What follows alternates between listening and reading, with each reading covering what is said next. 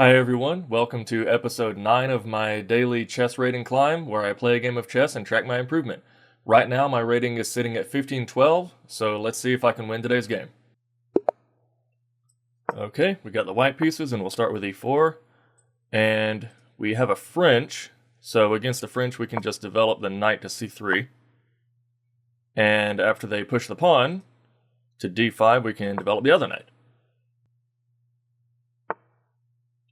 Okay, so they push the pawn here, and in this position, we just develop this knight, or not develop it, but move it to a different square to attack the pawn. They defend it with their pawn.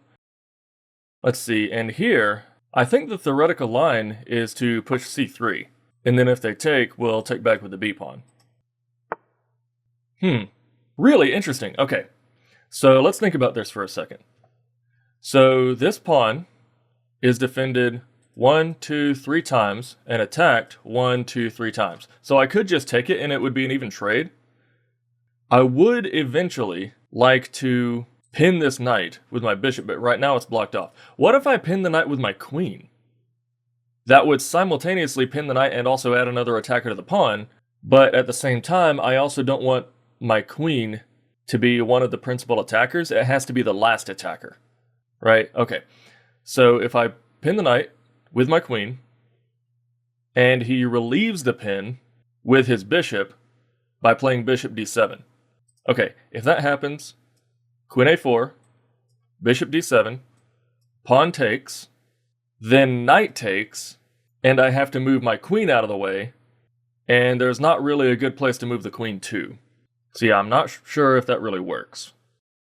Yeah, I think I would be losing too much of a tempo if I move my queen there, because after I take the pawn and he moves his knight, yeah, I just have to move my queen, and it's an even exchange, but I've lost a tempo. Okay, so I actually think I can go ahead and take this pawn, and if he takes back, then I should just be able to move my knight in such a way as to get this bishop out. I don't think I've ever actually had this position. I know that c3 is a theoretical line, but I'll be honest, I'm not really sure of the theoretical follow-up. Okay, yeah, let's go ahead and take the pawn. And if he takes back with the pawn, then obviously we can't take. But if he takes back with the knight, then I'll go ahead and trade off my knight and allow my bishop to escape. Oh, you know what? I actually just realized that now queen a4 is actually a good move, right? Because now if he relieves the pin with bishop d7, I can go ahead and snap this pawn off, because the queen is now a defender of the pawn. Yeah, let's go ahead and do that. Okay, so he just pushes the pawn, but does that work? Yeah, I don't think that works, because now I can just jump my knight to d4, right? He can't take with the queen, because it's defended by my knight. He can't take with the knight, because it's pinned to the king, so I don't see any reason why he can't do that. And now, he's just essentially isolated his d-pawn, allowing me to take it with the bishop at some point. So, my knight is not hanging. He could, however, win a tempo. Like, let's say, for example, I just make some random move and he moves his knight to e5. Then I would have to move my queen out of the way, and then he would take my knight.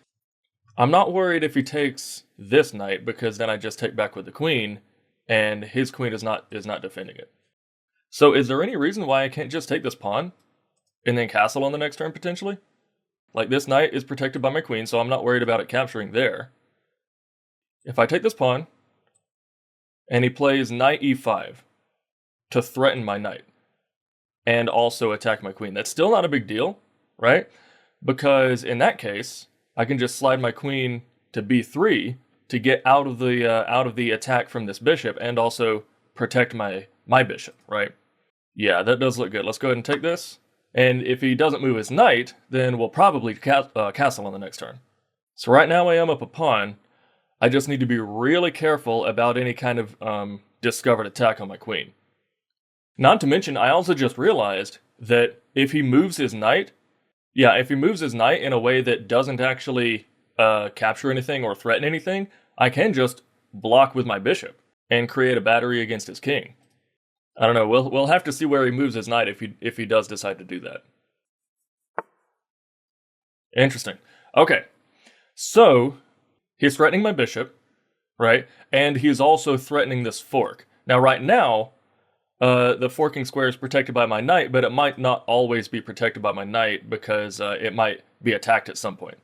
Okay, so I'm pretty sure the only move is queen b3, right? Queen a3 walks into a discovery from the bishop. Yeah, so queen b3 is the only move that saves my queen and also protects my bishop. Yep, so let's go ahead and do that. Okay, so at this point, my light squared bishop is kind of stuck right now because I can't move either my b pawn or my d pawn to get it out. Okay, so he takes my bishop, we'll go ahead and take back.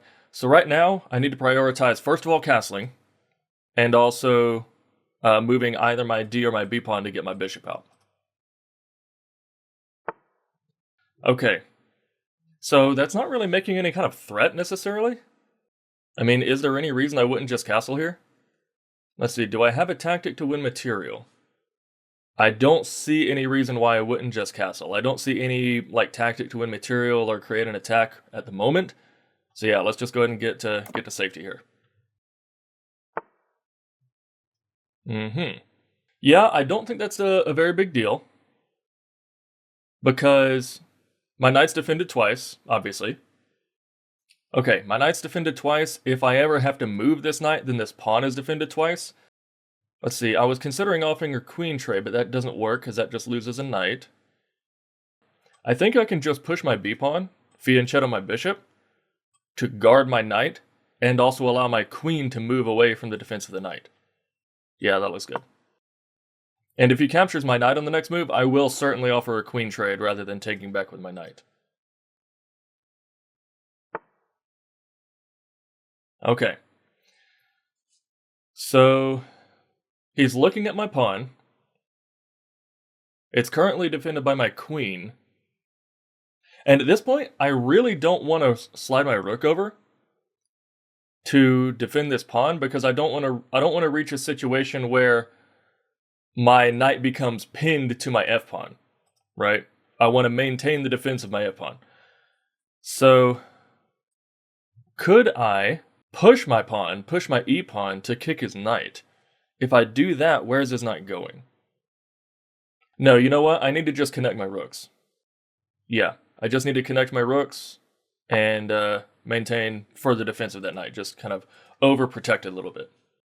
Not to mention, this bishop also does x-ray this knight, so if I were to move this knight out of the way to threaten something else, then I could possibly take this knight on the following turn. Okay, so he does castle. Okay, how do I proceed here? I would like to move this knight so that I can take this knight on the following turn with my bishop. Okay, I think I just need to make a couple of improving moves. I'm thinking about bringing my rook to the open file and also moving this knight to attack this bishop here. Yeah, I think I'd really like to go ahead and trade off my knight for one of these bishops. So yeah, let's go ahead and attack here. Kind of force the issue a little bit. I would need to calculate what happens if he slides his rook over to defend his bishop with, I was about to say rook d8. So I don't think I can actually take this bishop here. Because if I do, he takes back with his rook and actually pins my knight to my queen. However, I can slide my knight here to attack this queen and force it to get rid of the battery. Okay, that's interesting. So he's allowing me to take his queen, and then he takes my queen, presumably? Okay. Knight takes queen, bishop takes queen, knight takes rook, bishop takes rook. Yeah, I'm pretty sure that's just an even exchange, right?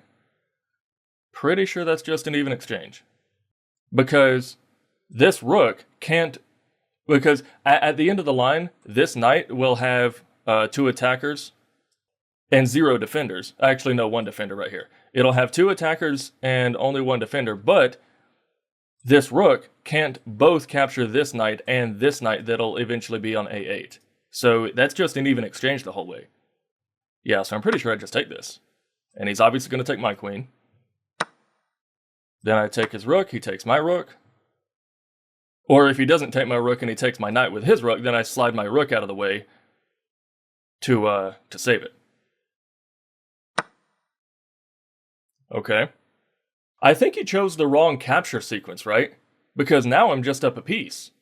Yeah, he definitely chose the wrong piece to capture with at some point. I think that would have been an even exchange had he captured correctly. But now I can just slide my rook to the open file. My e-pawn's a goner, so I don't think sliding my rook to the e file is going to do anything. I think, yeah, let's go ahead and slide it to the c file. And then he has to capture my knight, or he doesn't have to, but if he does capture my knight, then I'll take back with the bishop. And let's see, my d-pawn is weak right now. So let's see, if he captures my pawn with his knight to attack my d-pawn, what do I do? Protecting it with my rook won't help, because then he can just attack my my rook with his bishop. So that doesn't work. Really? Okay, so he's not willing to make that trade. Okay, so now, can I just form a pawn chain here? Like, I am opening up the line of sight with his bishop, but actually, no, that doesn't work. Nope, that doesn't work. If I form a pawn chain, then he pushes this pawn to win my knight. Okay, so I can't do that. I can, however, just double up my rooks here. Yep, let's do that. Oh, no, I blundered. Oh, no, I blundered. I just lost a piece. Oh my gosh, I cannot believe I just did that. That was just automatic. That was just automatic. I was winning, and now this is an even game. Oh my gosh. Okay, so he takes my knight, I take his bishop, then he takes my bishop. Dang. Oh, man. I cannot believe I just did that. That's wild. Okay. Yeah, I need to stop playing so quickly. Okay, well, let's bring my rook over here to defend this pawn. Oh, man. Wow. I cannot believe I just did that. So many of my mistakes that I've been making over the past few days are just from playing too quickly. Okay. So, let's see. I can just form a pawn chain. So right now, I have a rook for 2 pieces. Let's see, 1, 2, 3, 4, 5, 6 pawns, and 1, 2, 3, 4, 5, 6, 7 pawns. And I also have an extra pawn. Okay. Yuck. Okay, so how do I do this? Okay, I need to be able to bring my rook up to the 7th rank at some point. Okay, yeah, I need to move. Oh boy. Cannot believe I just did that. Okay, let's go here. Okay, so he's forcing a trade. And now, okay, let's activate my pieces. Oh, I'm stuck.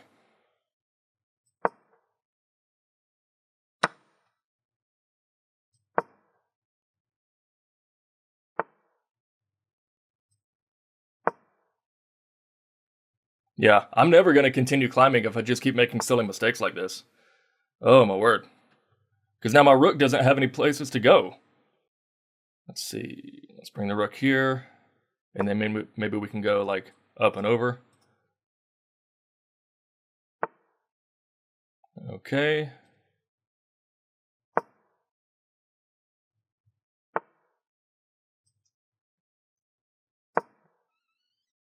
I mean, he's down to 20-something seconds. I might just flag him if he's not fast enough. That would be kind of a crummy way to lose, but I mean, what other choice do I have at this point?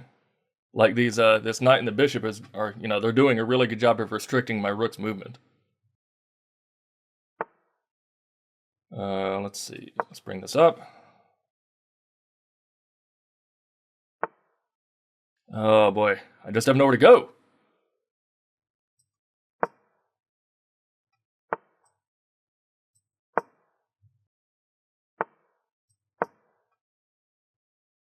Oh, I could trap his bishop. If he's not careful, his bishop's going to get trapped. That could get me back in the game. If he has to move his bishop right now. If he doesn't, it's going to get trapped. If he makes that mistake, that could get me back in it. He's got 15 seconds to find that move. Or he could also do that. So now, if I move here to threaten his bishop, he just takes my pawn. Okay. Now, can I just take this pawn?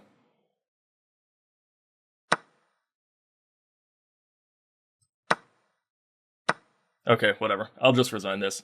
Oh man, that's so embarrassing. I knew that was a blunder as soon as I made it. The instant that I made that move, I knew it was a blunder. Oh my word. That's crazy. Okay, well, we're going to review this game anyway. Yeah, so you look at this graph. Right there. Let's see, where was it? Yep, right there. I knew that was a blunder as soon as I made it. That's crazy. That's crazy. Okay, well. I did. Oh, black did actually have a brilliant move somewhere, but okay. So let's go back to the beginning. Okay, so this is book. Okay, so c3 is actually the book move there. Okay, so that's good to know. And taking is best. Okay, queen move was best. Okay, so I played the opening really, really well. Yep, this is exactly like every move that I played so far was either book or best out of the opening. Yep, that's fantastic. Okay. So I was actually supposed to block here. Interesting. Okay, so isn't black threatening a fork if I do that? Okay. Hang on, let's go to analysis real quick. So if I block, what happens if we go take? He has to respond to the check. And then I take, and then... Uh-huh. Why couldn't I just castle? Then black moves their knight.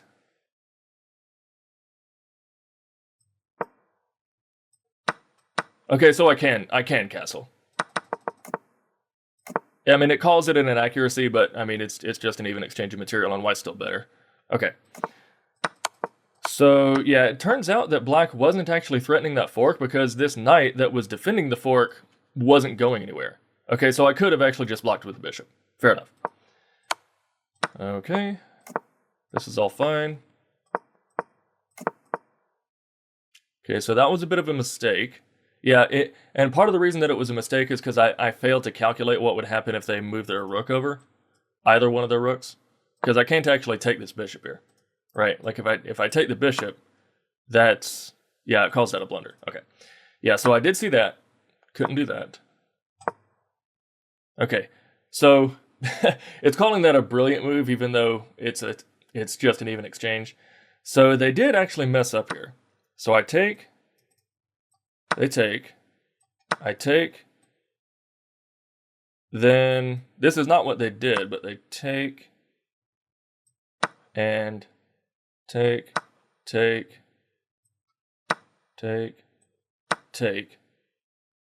and then,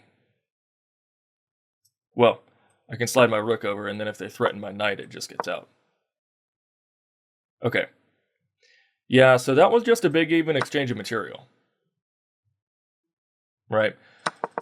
So, but they didn't do that, right? They captured in such a way that they lost a piece. Yeah. So that was the miss, right? That was the miss. They should have taken my rook. Okay, yeah, taking that knight allowed me to end up a piece in the exchange.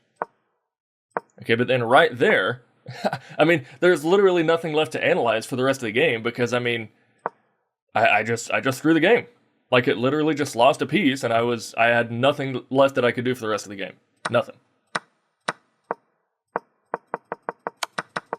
Yeah, I mean, like there's literally no progress that could be made. Like black could probably defeat a computer from this position. Like that's how lost it is. Okay. Oh my word. Okay, well, at the very least, I did play the opening correctly. Right? Like every move that I made was either book or best in the first like 8 moves of the game or something like that. So that's really good. I am proud of that I made it out of the opening up a pawn with a slightly better position. Okay? But I'm telling you, look, if I'm gonna, if my goal is to climb the rating ladder, I'm gonna have to calculate a little more thoroughly and stop making really dumb mistakes like that. Like, it just, the fact that I knew that it was a blunder as soon as I made it means that I wouldn't have made the move if I had just calculated for another 5 seconds. Oh my gosh. Okay. So that is definitely a learning experience. I will have to work on, the psychology of playing chess and just calculating a little bit deeper if I want to climb. But that's episode number 9 in the books, and I'll see you guys tomorrow for episode number 10. Bye, y'all.